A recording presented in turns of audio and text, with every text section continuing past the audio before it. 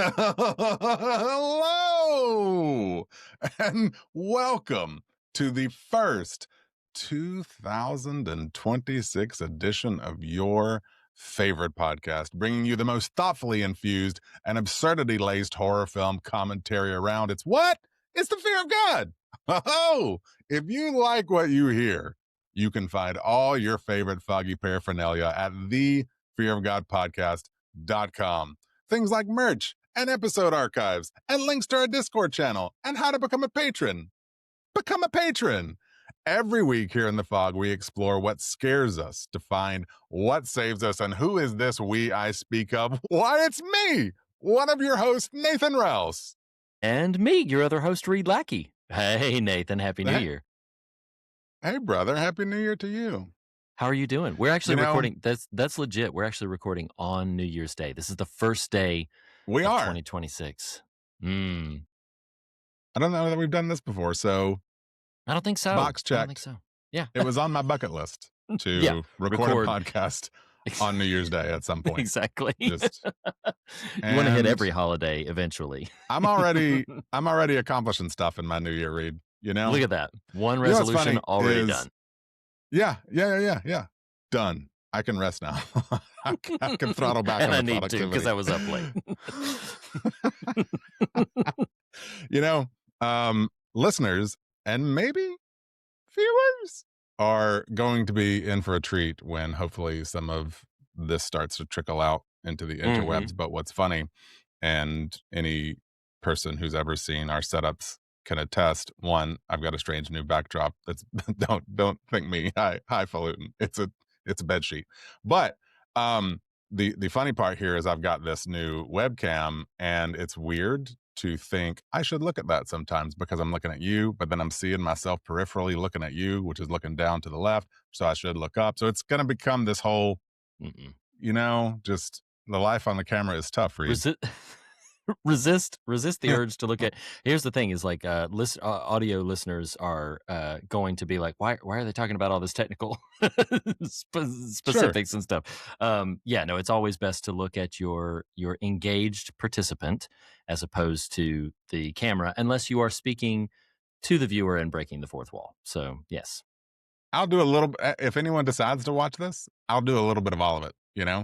I'll look at my engaged participant, which is you.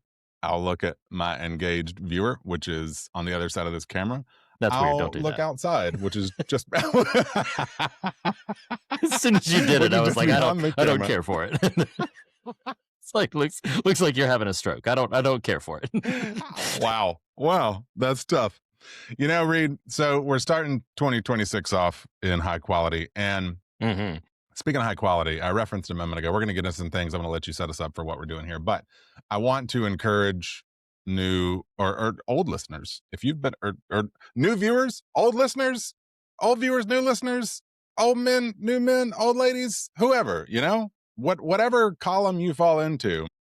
If you've been with us a minute and you like what you're hearing and or seeing, maybe if you like one, don't worry about the other because you might not like that. I don't know. Become a patron, because I wanted to highlight that, Reed, right now I am one of the things we get to do as patrons around the Fear of God is have what we call covert Krampus. This is the Fear of God's version of Secret Santa, and I right now am drinking coffee at almost 4 p.m. on a weekday. Why? Just because it's New Year's Day and it's late. You sleep was weird, and here we are. But the mug I'm drinking from was a gift from my covert Krampus. So I know you're out there. This is where I'll look to the camera. Thank you, covert Krampus. And thank you, patrons. I did not come camera ready. I'm just letting you know. I am still unshaven. You're good. You're beautiful. Yeah. Just the way you are. I was looking at the listeners when I said that, actually. I figured.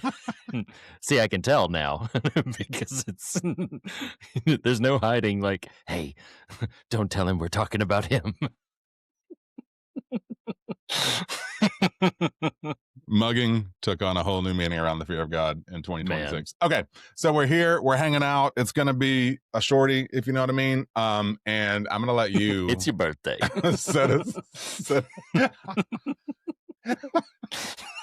set us up for what on earth we're doing here other than just Sure. being idiots. Yeah. So clearly we're, just having some fun following a hiatus, and the, the- man, I'm going to leave all this in, but the amount of times that you're Do it. going to look up at the camera and make silly faces. So yeah, we're It's my clearly dream. I can't believe it took us this long to do that. So we have Please continue.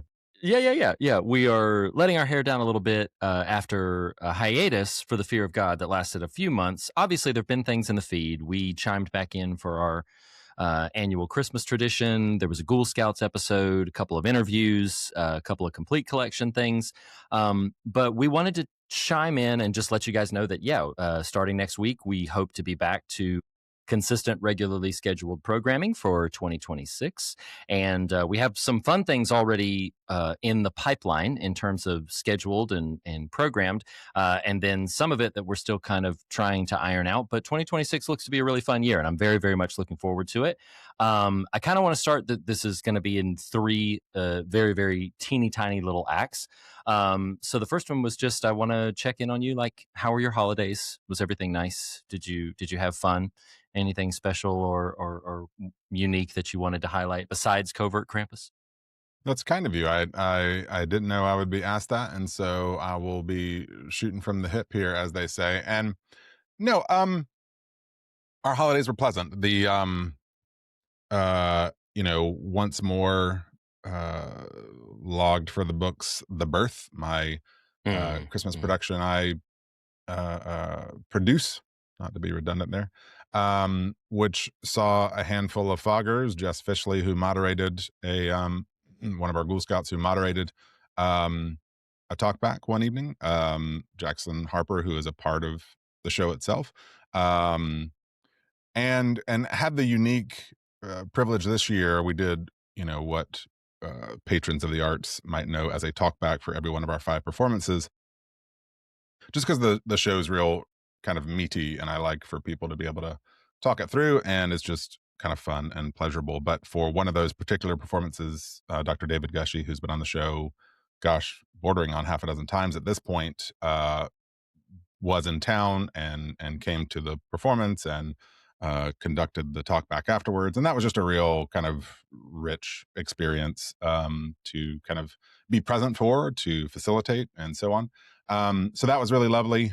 And I got to be honest, like, you always worry a little bit about Christmas Day and your kids and how they're going to respond or not to the gifts Santa et al. Brought for them, and like, our kids were just really, um, I don't know. They showed a gratitude and a sort of, um, you know, calmness and appreciation that not that I expected them to be, little jerks or anything, but I mean, for listeners, our youngest just turned 9, so is still in that zone of like could be could be a little, Sure.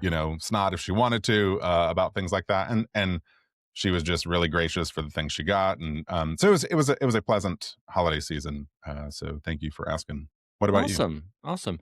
Yeah, it was easier this year for me, and some of it might have been by a deliberate intention. Some of it might just have been the spirit of the year or whatever. But it was easier for me this year to get into what would broadly be termed the Christmas spirit than it has been in years past. I started reading some Christmas adjacent stuff and listening to music earlier. Couple of side note pleasantries. I checked out like some really old, what culture deems classic Christmas albums, like by the Carpenters and Johnny Cash and stuff like that I had actually just never even listened to, unless I've heard like a song here or there. And so like that was really warm. And my family and I got to do some really fun things. We did. I must tell the story. We did go. My wife, my son, and I to a place that's in at Disneyland. They also have an adjacent shopping area that they call Downtown Disney, with a number of different shops and restaurants and such. And we went to a place called the Storytellers Cafe because they had a themed character based meal that you could participate in where the characters were characters from Mickey's Christmas Carol, which I thought was just That's really, really fantastic. wonderful. Yeah, so I got to, meet the goofy version of Jacob Marley, which was, just I utterly geeked out. I'm sure everybody was looking over at me when I finally met Goofy, and we're just like, who is that guy, and why in the world is the adult at that table that excited about Goofy? No, feel It was zero, self-consciousness about that for Yeah. him. Oh, it was wonderful, and the character actor like played 100% into it. Like they were wonderful. You So mean that was Goofy, great. Goofy, yes, it was really right? goofy. Um, Now, before you go y- on, like I saw the photos of and was, delighted by your ability to meet Goofy Marley there. You mentioned like, were there other specific to Mickey's Christmas Carol themed characters that came around? yeah. Ebenezer Scrooge was You forget there. who you're talking to. I am I, interested in this. no, yeah, that's a good point. Yeah. No, Scrooge was there. I mean, all of the principal characters, including strangely enough, a character who was not in the short, which is Clarabelle. Clarabelle was just, I have no idea why she was Interesting. just wandering around in Get out of some here, girl. holiday garb. Right.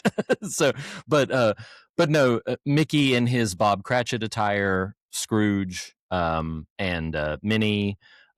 If Donald was there, we did not see him.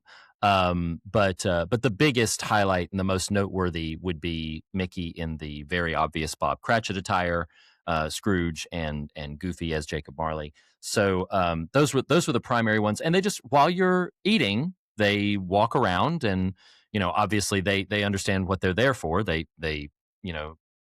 play around with you a little bit. They take pictures. They they're trying to be silly, trying to be funny, trying to be Scrooge warm. forecloses on your mortgage. Yes. Scrooge foreclosed on the mortgage, which was very awkward because I was like, wait, now we can't pay the bill. There was the guest crying a couple tables over because he keeps smacking him in the head. Get out of here, man. So, but no, it was really lovely. And then before I leave that story, I must say one Christmas adjacent thing that happened is while we were there, while we were simply waiting for our table to be called, there was a couple of individuals walking by that my wife noticed and said, "Oh my God, that is Chunk from Goonies."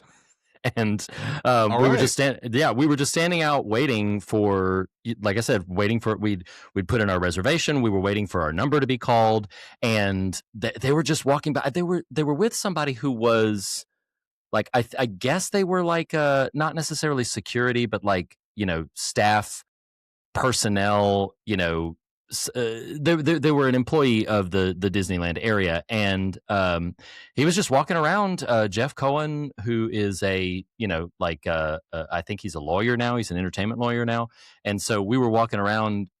My wife noticed him first, and then suddenly I noticed that right behind him was Kiwi Kwan walking around, like right behind him, and awesome. so they were just making their way down the way. So we all looked at each other like, we have to try to say something, right? Like we have to try to say something. So we just hurried along behind them in our way whenever we bump into celebrities, which is not completely uncommon when you live in LA and you're out and about in the city.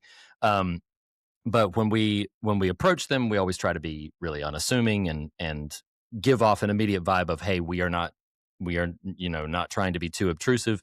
But yeah, when I went up behind him, I just got his attention. I was like, "Oh, Mr. Cohen, I can tell you're on your way somewhere. We just wanted to say we're really, really big fans." And they were amazing. Like, stopped, turned around, shook our hand. The picture that we took was their idea. We didn't suggest it or request it. That's or awesome. Anything. They were like, "Hey, do you want to come take a picture real quick?" Like, they were just wonderful. Chit chatted with all three of us. Our son was there, and they were like, "We're glad." They were like, "We're glad your parents are showing you the classics." Like they were just. My wife thanked Kiwi Kwan on all his success, and they were just. It was magical. So yeah, that was. It's not Christmas. I believe I believe his Disney name currently is Gary the Snake. Just FYI. Yes, from Zootopia too. That's quite true. But yeah, that was delightful. I won't regale every single thing that happened or that we did, but yes, on measure, it was a lovely and wonderful holiday. And as always, I'm very, very grateful for it, and grateful to start the new year with some health and warmth and the love of family. So yeah. Yeah, that's always a good thing.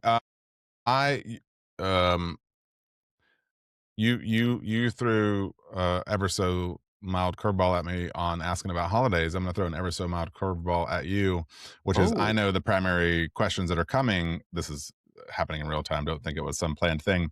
Hmm. But as we have left 2025, you and I are going to be talking in a minute about the fear of God's 2025, but also I'm curious from you, Reed. So, the holidays are also a big film watching season for us. As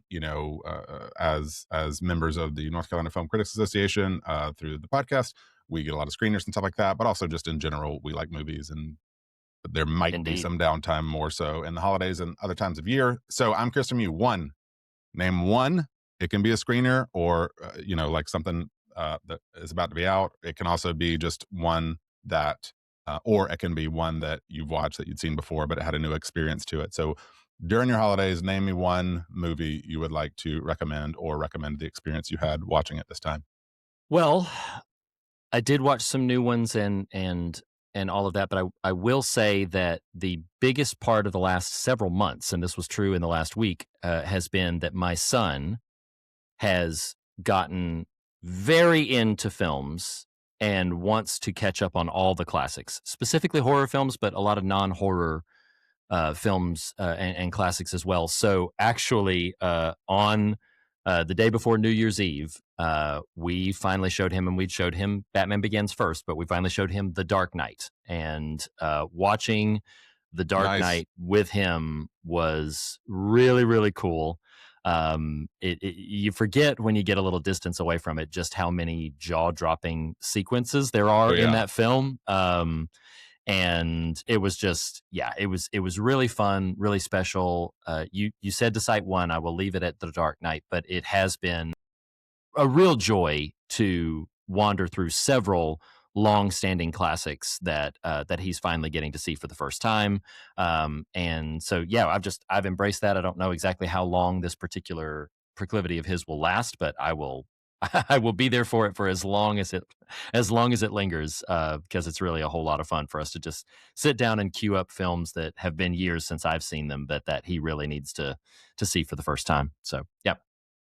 That's fantastic. I did not, and maybe I'll give you an opportunity to circle back up with a new movie, but you've got me in mind for um, a reference to the kids.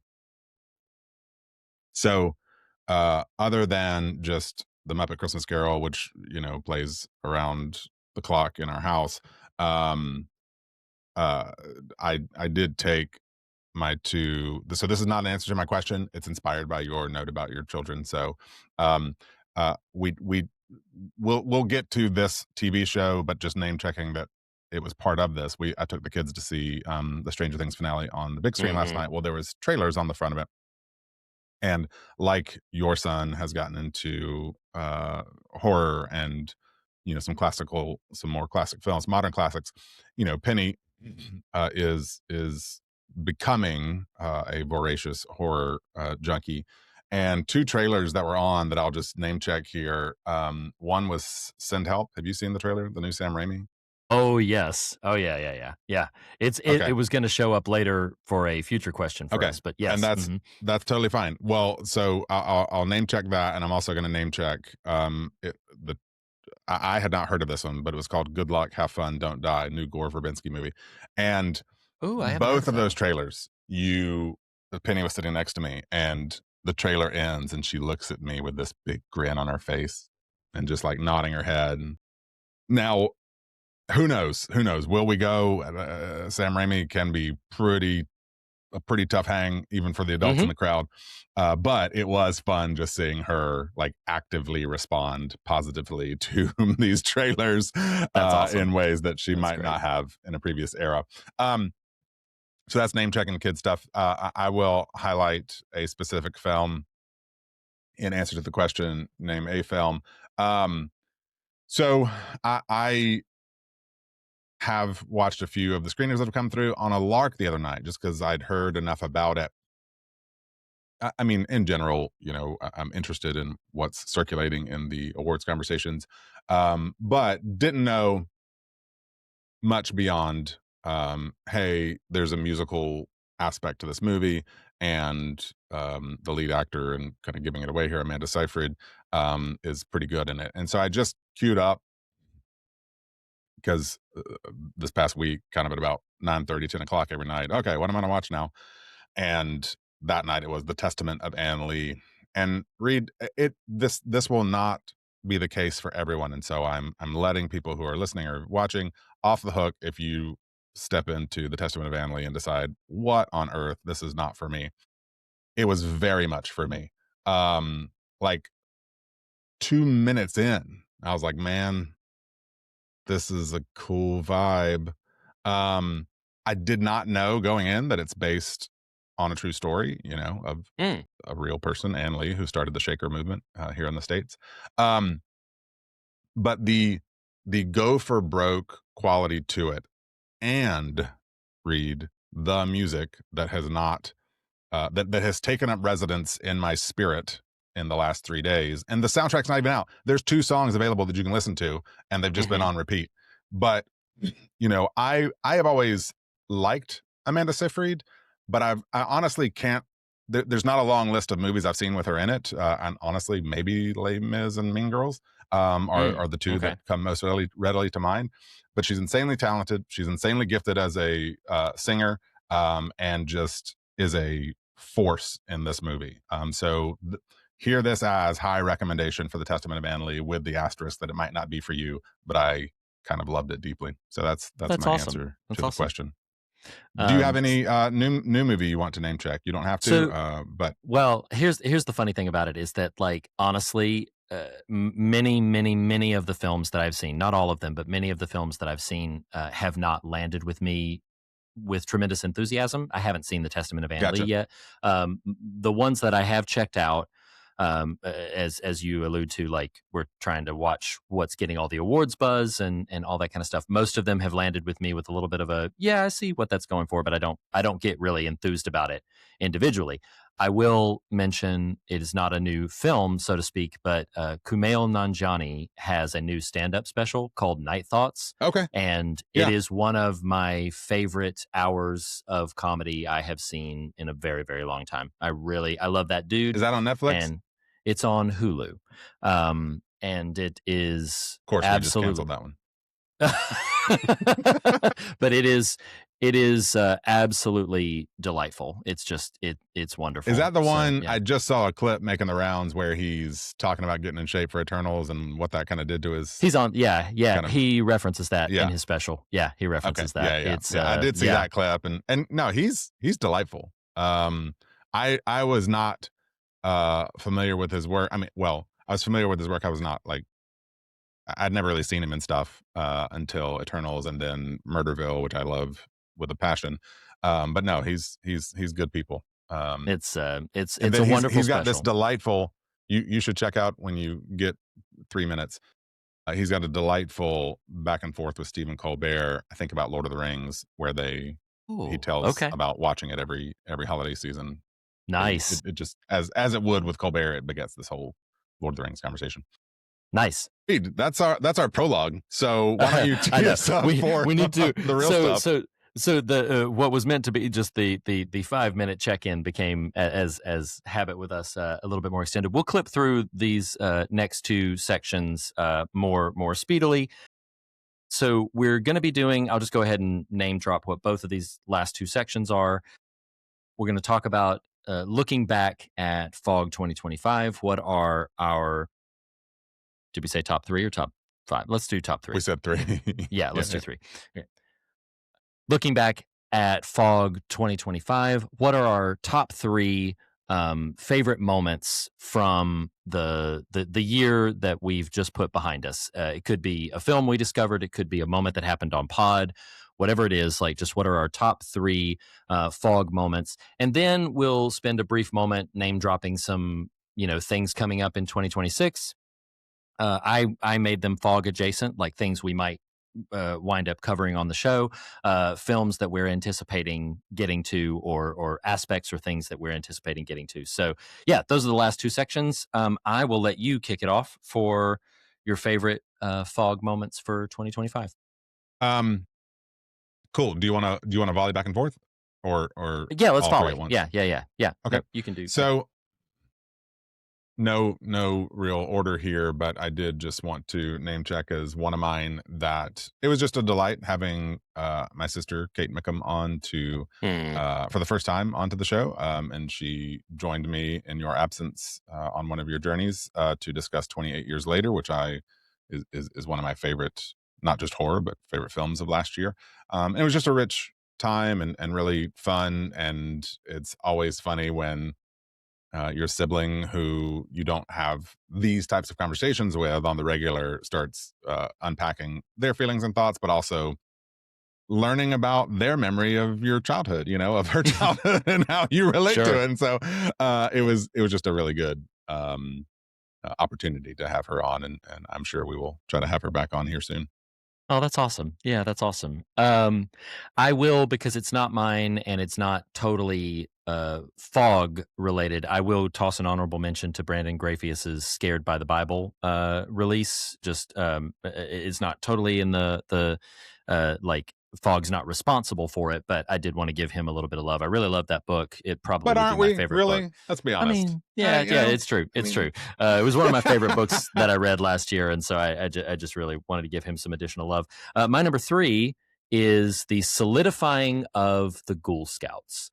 We mm, have tried in ways over time to give the ladies that are a participant in the fog community a voice and a platform, and a way to kind of just share their thoughts unencumbered by our presence or influence. Like, just, hey, take it and run with it.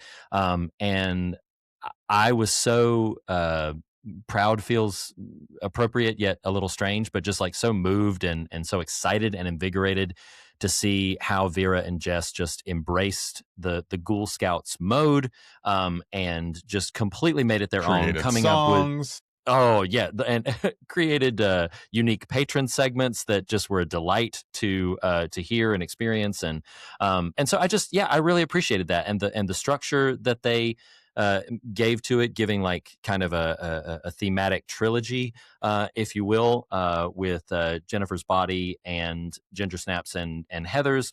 So yeah, I was so pleased that solidified this year, and so yeah, it was just one of my very, very favorite things to emerge from 2025.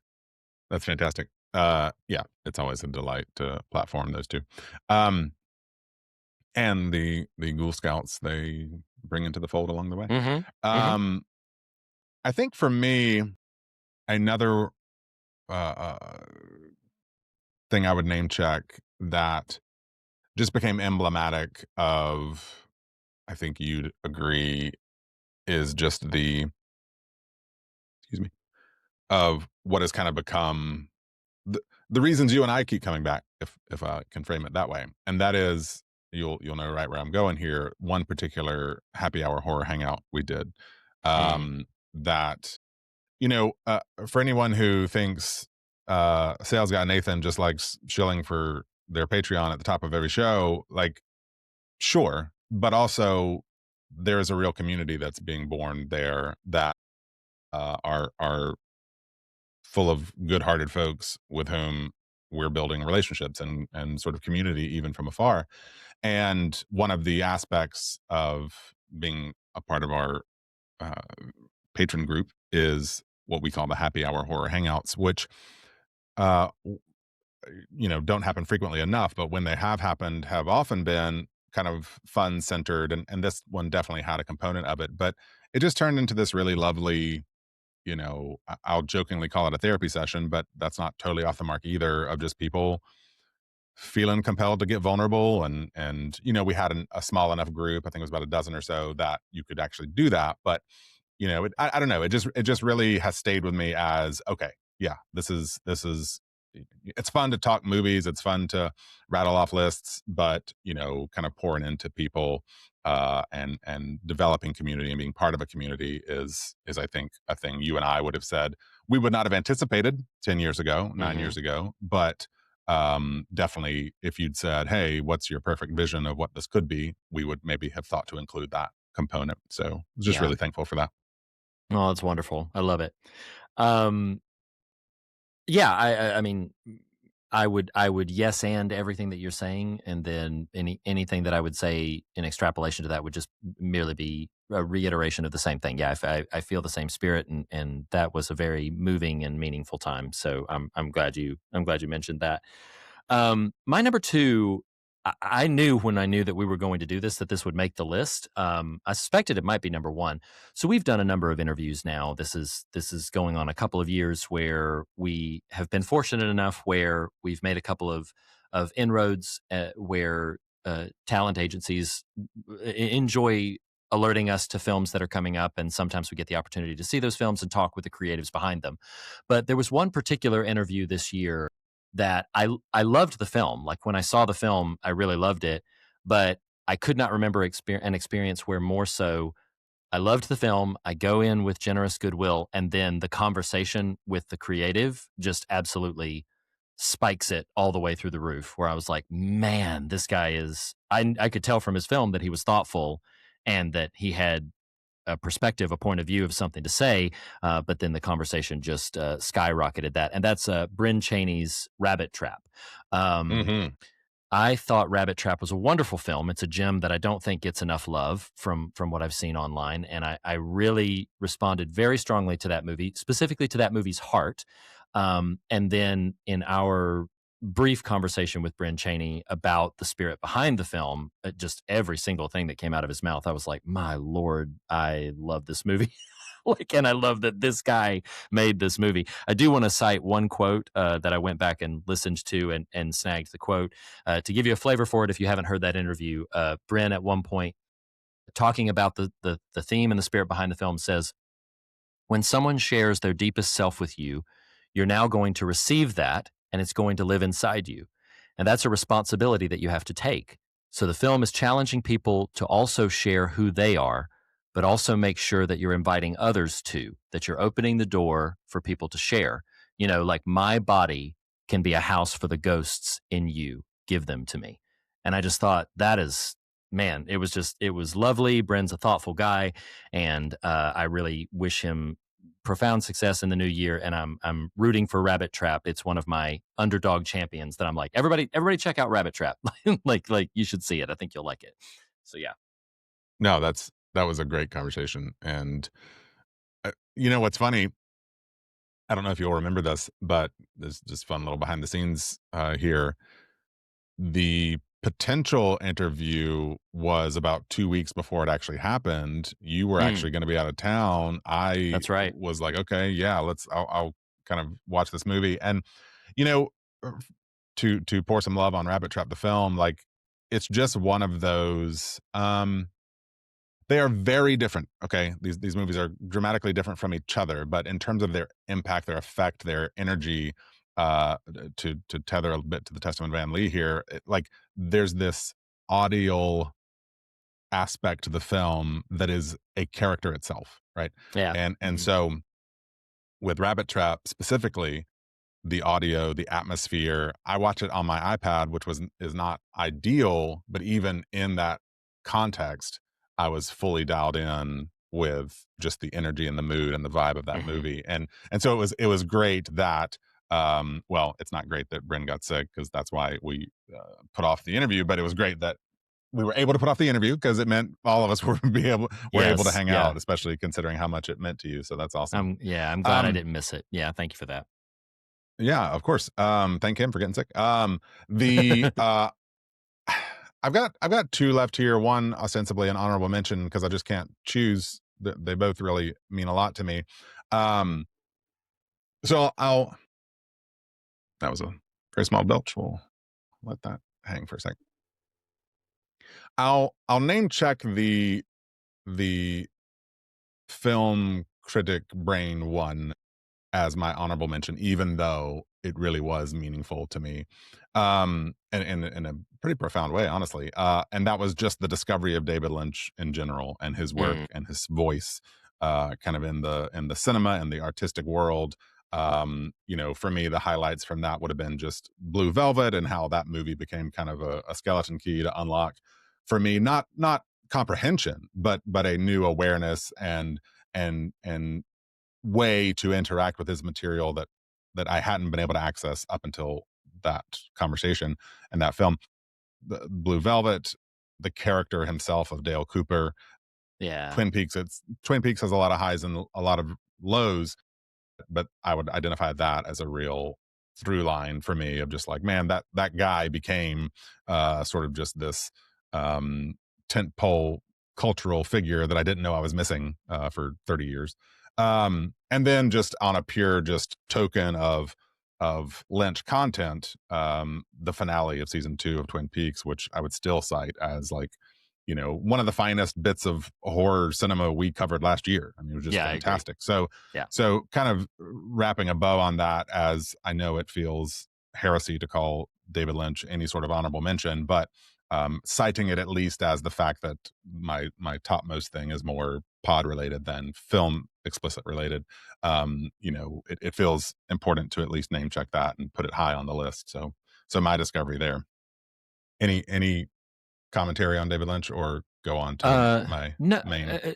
no, I don't mean to minimize his presence there, but like, no, I really loved that profile. I think sometimes our profiles might go on a bit longer than listeners might want, but I appreciate it and am grateful for their indulgence because I loved that run. I loved getting to spend all of that time with his films and just kind of feeling like you get to know a person through the work and through what was meaningful to them. And so yeah, no, I really loved that, and he will be missed. For sure. The My topmost tier, and uh, maybe even surprising myself a little bit here. I didn't set out to rank these, but they feel like they've kind of ranked themselves as we went. But is a conversation that wasn't even primarily ours, and that is finding your authentic voice in podcasting with Noel Manning. Oh, yeah. Noel's an old friend of the show and of ours from our collegiate days. He as professor, us even then as students, though I don't know about you, I actually did not have him as a professor. He just No, I never has took a come class to with him. Yeah. right and entwine himself with the film world and kind of awareness of our show over the years. Subsequent to this, even his son Thomas, a reputable film critic in his own right, being on the show. But I don't know, man. That conversation was such a breath of fresh air of just this distillation. You and I, we're so in the trenches week to week on kind of how we do our show that we don't Hmm. often get to be prompted to talk about why we do our show and what the thoughtfulness that I would say has largely guided the what of our show has, how that has come to be. And that was just a Hmm. really pleasant time and pleasant conversation, and just a fun way, a fun, not a reset in any sort of major way, but a a a, a tidying of the table that has already Yeah. been said, if that makes any sense. Yeah, it does. No, I loved that conversation. I think we so often are responsible for structuring the conversation and how it goes. In a way, the freedom of having Noel there as moderator to let us just sort of think about what we do and how we do it in different ways was very freeing. And a lot of just passing observations through that conversation emerged that I was like, oh yeah, that's right. Like it was, Yeah. yeah, it was really delightful and a great joy to get to have that conversation. Honestly, it was a solid, I think, hour, but like I kind of wished it was longer or that we could, do a part two to dive deeper into some specifics. And who knows? I mean, Noel's still very much in contact with us, so that's something that maybe happens down the line. But no, I really did love that conversation. I think that's a wonderful and a lovely number one. I appreciate it. Good. Um, Well, my you're a lovely and wonderful number one. So tell us what your number one is. Well, it's going to be very on brand. It's going to be very on brand. Lord knows I love a list. And so my favorite thing that we did is after 400 episodes and nearly 10 years of the show, we finally put in stone what the Fear of God top 10 greatest horror films were. And not only that we did the exercise, but I really loved that conversation. It was, we get very, vulnerable and in the depths of emotion. And sometimes we can get very heady and very intellectual on the show. And it was just such a blast to get a gang of folks together and talk about some of our favorite movies, some staples in the genre, and just kind of hash out a little bit of why we felt these were really the ones that people needed to see or that deserved to be in the top 10. And it was just fun. It was just so much fun. We had, dozens and dozens of people send us in nominated ranks for the films that could be participants in that, and I was really proud of the list that ultimately emerged from it. Yeah, that's my That number was a fun one. one. When I'm looking at it, I was like, yeah, it's our episode 400. It was better than I could have anticipated when we first conceived it. So yeah, really, really loved that about it. I love, Reed, that our number ones are kind of companion pieces. Yeah, yeah. One is kind of speaking to the why, and the other one speaking to the what a bit. So that's lovely. Yeah. Look at us. Yeah, and we didn't Look even plan at it. This us. was very Nope. very much like, nope, let's just do this and speak from your heart. So yeah, no, I think that's very very nice. Well, listen, we've run very over the time that we anticipated, so we can clip through this next little bit. We did just want to leave you guys with a couple of I want to hear from you, some curiosity, and we do not have to volley these just for time's sake. So I will let you run down your 3 most anticipated upcoming things for 2026. I'm presuming they're movies, but they don't have to be. What did you give for what you're looking forward to in 2026? Well, what's funny about this is I thought I interpreted the question correctly, which was, kind of movies due to come out. Well, then, like 30 minutes ago, you made a reference to horror movies that are going to come out, and then I confused myself. Like, well, Oh, was I supposed to make a list of horror movies? So now I don't know. We didn't but, specify it, so you can offer what you wanted to offer. Sure. So these might surprise you. I made a preliminary list. Okay, what is the majors that are coming out? I will admit that I didn't do deep dives on like all the little stuff, but these are kind of the majors. And then maybe I'll name check a few of the horror titles. In terms of pure like anticipation, I have always liked Nolan's stuff, and you even cited him a few minutes ago with his Batman series. And arguably am a fan. Like I'm a first weekend viewer of his stuff, but have rarely been like rabid for, with the exception of the Batman stuff. That said, I did go see Avatar. I did my screening of Avatar. It wasn't the trailer. It was a scene. It was effectively a portion of the film, The Odyssey, which was the infiltration of the Trojan horse. And dude, the next 3 hours, I was wishing I was back in that trailer. It was such a riveting 5 minutes, and just I don't know. So I would have seen The Odyssey regardless. I would have likely seen it opening weekend regardless. Now I am actually like, okay, that was badass, and I'm very keen to check this movie out. So The Odyssey for sure. I got to be real honest, Reed. A lot of this list, or a lot of what's on the list, are more anxiety-inducing movies than anything. Toy Story 5, Doomsday, right? Who knows? I love 28 Years Later.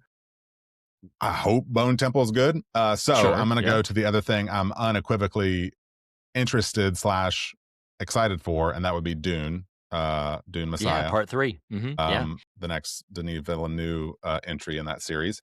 And then lastly, maybe surprising you, I'm pretty jazzed for Greta Gerwig's Narnia, Magician's Nephew. Like that doesn't surprise me. No, yeah. I'm very interested. I think she is an incredible storyteller who has a lot of rich thought in that gets invested in the things she produces. Mm-hmm. Um, I am interested in someone using that material not to proselytize, but to tell the story. And I'm just curious how that's going to go. I have no idea if it will be good. Oh, no, let Yeah. me rephrase that. It's going to be good. It's going to be a good movie. Will it kind of hit some heights from a philosophical standpoint? I have no idea, but I'm interested. I'm excited.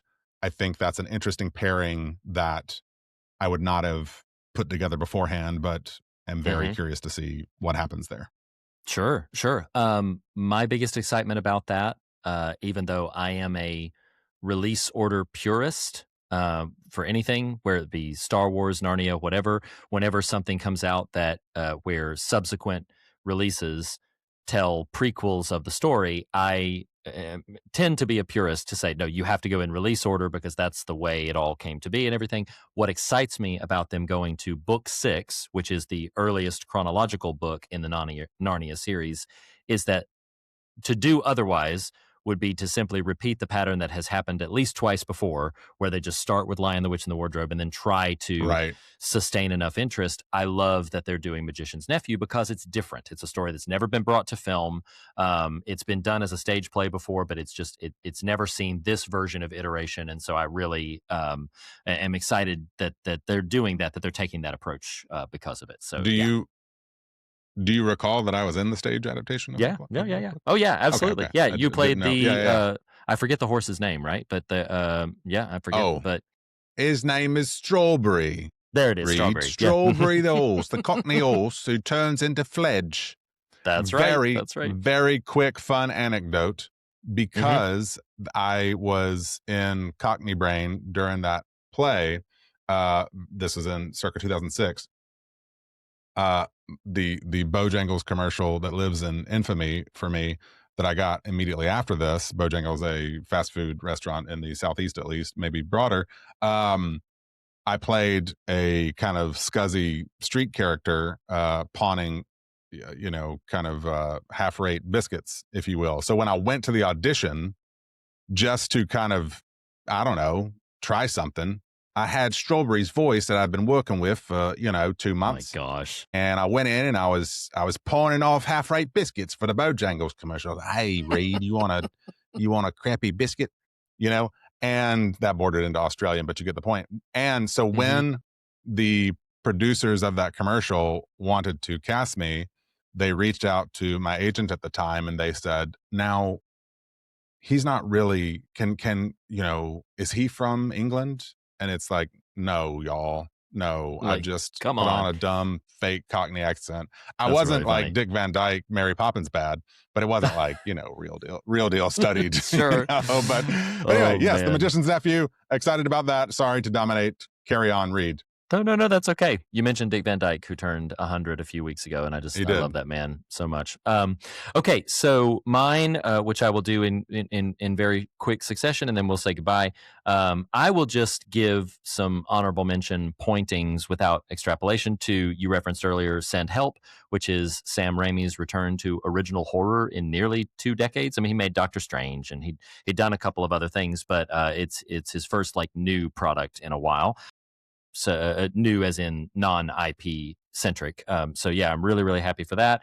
I'm very intrigued by Maggie Gyllenhaal's The Bride, starring Yep, Jesse that's Buckley, on my which list too. looks really really wild. But the three that I'm going to cite in sort of ascending order of interest, in October. Unless the date gets pushed out or unless there's a problem, we're going to see an adaptation of the novel Whale Fall, which I'm very interested in because I really loved that book. The premise is a man gets swallowed by a whale, very Jonah style, but it's an escape thriller. The novel is rooted in meditations about death and meditations about family, and it's a wonderful, wonderful page turner of a novel. I'm very curious to see what they do with it as a film. So presumably we're going to get Whale Fall, directed by Brian Duffield, who did Spontaneous and No One Will Save You. So I'm very, very, very interested to see what they do with Whale Fall. My number 2 is, I love the marketing behind it, but what excites me about this film is it looks like it's a return to some of my favorite aspects of this particular director, I am super jazzed and intrigued and excited for Steven Spielberg's Disclosure Day, because I know so little, and it looks, from even just the trailer that was released, like it's a bit of a return to when he slides into the mode of something like War of the Worlds or Jurassic Park, where, okay, this is a popcorn thriller. Steven Spielberg is so exceptionally good at popcorn thrillers. He's good at a lot of, like countless other things as well. But I think probably my favorite version of Spielberg is when he tackles Jaws or Jurassic Park or War of the Worlds, that kind of thing. And Disclosure Day looks like it's in that vein. So I'm very, very eager for it. So Disclosure Day is my number 2. That comes June 12th. But then my number 1 is meta, why I'm so excited for it. So I actually am holding my breath for it. To your term, anxiety inducing. I don't know how good it is going to be because of the fraught way that it came to be. But all this past few months, we started my son's engagement with films, and specifically horror films, and really, really getting into them by a run through all 6 films of the Scream franchise.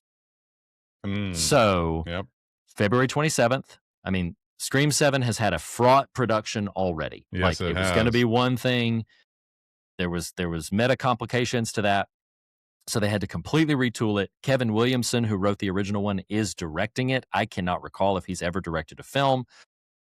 So my expectations are firmly curbed, and I am not necessarily excited for it because I'm just like, oh, it's going to be 5 stars. It's going to be amazing and everything, because I am actually kind of nervous about it. But what I am excited for is we made the Scream run with my son. So, our son is going to join us in the theater for Scream 7, and that's going to be super, super fun for me. And I think I will probably wind up with a tremendous amount of affection, even if the movie winds up not being on the same par as the rest of the franchise.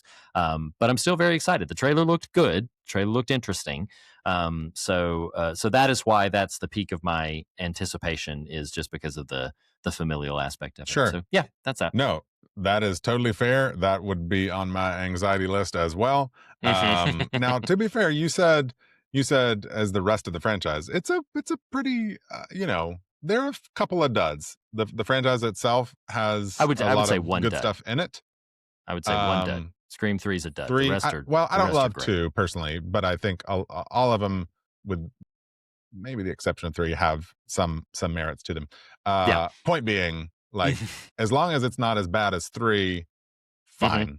But me, I was such a fan of 5 and 6. But to your point, Penny and I, we'll be there opening night. So that is, and having recently made it through the franchise, I can even say, even if it is, using this phrasing, as bad as 3, I will still enjoy it, because 3 is still fun.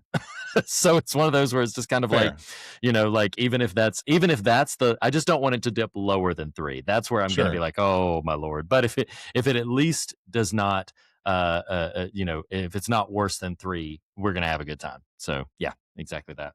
But let's be real, Reed. 3 does have Parker Posey. So it does. Great. And that will forgive a lot of sins. Oh my gosh. All right. She jumps up in old Kronk's arms. God, that's funny. It's so funny. Just no commentary whatsoever. I love it. All right. Take us out of here. That was way longer than we thought it was going to be, but we did just sort of want to clear the cobwebs. We've been on hiatus. We wanted to get a little bit back into the rhythm of it. Next week, we are going to be back with a proper formatted episode for your enjoyment. I'm going to tease 2 things for you.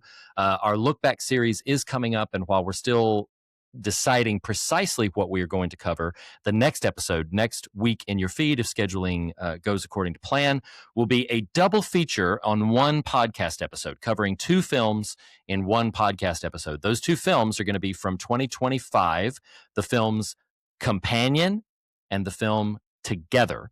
Companion starring Sophie Thatcher and Jack Quaid, Together starring Alison Brie and Dave Franco.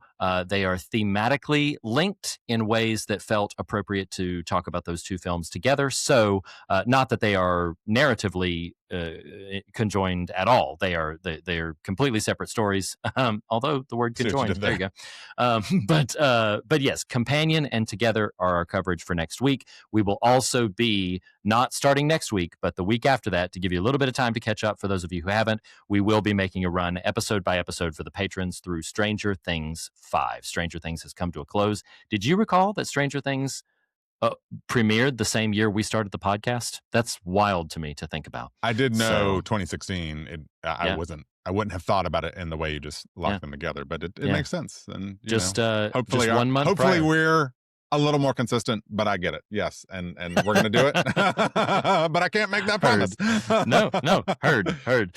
All right. Well, thank you guys very much for hanging with us. We hope that you had a wonderful new year and a wonderful holiday season. And we are looking forward to 2026. As we say on every episode, the fear of God is the beginning of wisdom, but not the end of the conversation. In that spirit, we encourage you to fear nothing else and be on your way rejoicing. We will see you all in the new year. Happy New Year.